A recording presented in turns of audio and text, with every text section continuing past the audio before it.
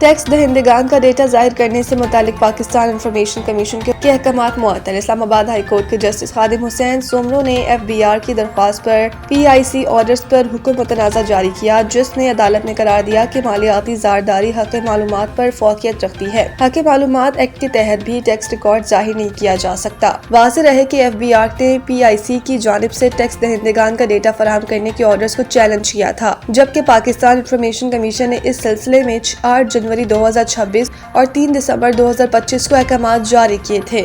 دوران سماعت FBR کی جانب سے سینئر قانون دان حافظ احسان کھوکھر ایڈوکیٹ عدالت میں پیش ہوئے اور موقف اختیار کیا کہ انکم سپورٹ آرڈیننس کی شق 2016 دیگر تمام قوانین پر بالادست ٹیکس دہندگان کی معلومات افشا کرنے پر مکمل قانونی پابندی ہے۔